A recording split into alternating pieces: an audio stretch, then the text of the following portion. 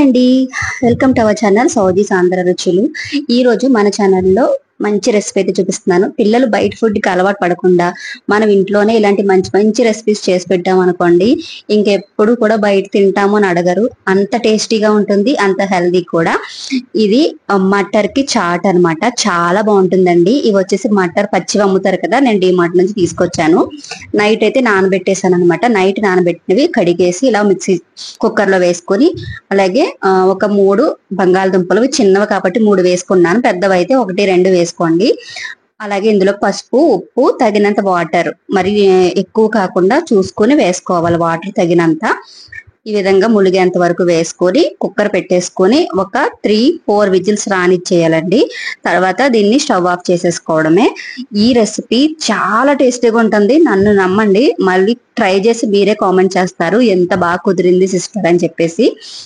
చూడండి, ఆలు చక్కగా ఉడికిపోయింది. వీటితో పాటు ఈ ఆలుని సెపరేట్ గా తీసేసి పక్కన పెట్టేసుకోవడమే. ఇప్పుడు ఈ మటర్ ఉడికిపోయింది కదా, దీన్ని పక్కన పెట్టేసుకుని వేరే మిగతా ప్రాసెస్ అయితే చేసుకుందాము. ఇందులోకి గ్రీన్ చట్నీ చాలా ఇంపార్టెంట్ అనమాట. ఇందులోకి కొత్తిమీర, సమానంగా పుదీనా, పచ్చిమిరపకాయలు 2, చింతపండు పులుపు, లైట్ గా ఉప్పు వేసేసుకొని మెత్తటి పేస్ట్ లా మిక్సీ పట్టేసుకోవడం. ఈ గ్రీన్ చట్నీ వల్ల ఈ రెసిపీకి చాలా మంచి టేస్ట్ అయితే యాడ్ అవుతుంది అనమాట.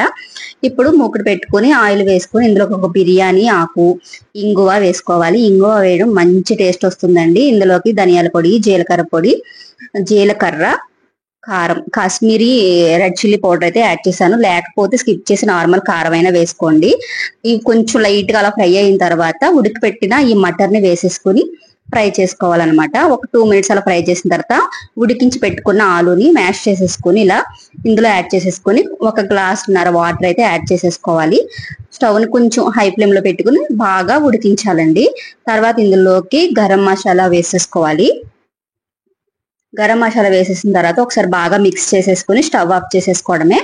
కొంచెం చల్లారిన తర్వాత ఒక బౌల్లోకి తీసేసుకుని ఉల్లిపాయ ముక్కలు, టమాటా ముక్కలు, కొత్తిమీర, పచ్చిమిరపకాయ ముక్కలు, అలాగే చాట్ మసాలా ఉంటుంది కదా, మనకు డిమార్ట్ లో దొరుకుతుంది చాట్ మసాలా. అలాగే ఇందులో పచ్చిమిరపకాయలు వేయడం మర్చిపోవద్దు. కారం వద్దు అన్న వాళ్ళు మానేసేయచ్చు, ఏం పర్వాలేదు. అలాగే ముందుగా నేను గ్రీన్ చట్నీ రెడీ చేసి పెట్టాను కదా, ఈ గ్రీన్ చట్నీ కూడా దీంట్లో యాడ్ చేసేసి ఒకసారి అలా కలిపేసుకుని చక్కగా ఒక్కొక్కళ్ళు ఒక్కొక్క బౌల్లోకి సర్వ్ చేసేసుకుని అందరికి పంచేస్తే సూపర్ టేస్టీగా ఉంటుంది. అందరూ కూడా చక్కగా టీవీ చూస్తూనో లేకపోతే అలా వర్షం పడినప్పుడు ఇలాంటి వేడి చాట్ తినేస్తే సూపర్ ఉంటుందండి. ఈ రెసిపీ నిజంగా బయట మనం కొనుక్కుని తినేదానికన్నా కూడా చాలా బాగుంటుంది. ఈ వీడియో నచ్చితే లైక్ చేయడం మర్చిపోవద్దు, సబ్స్క్రైబ్ చేసి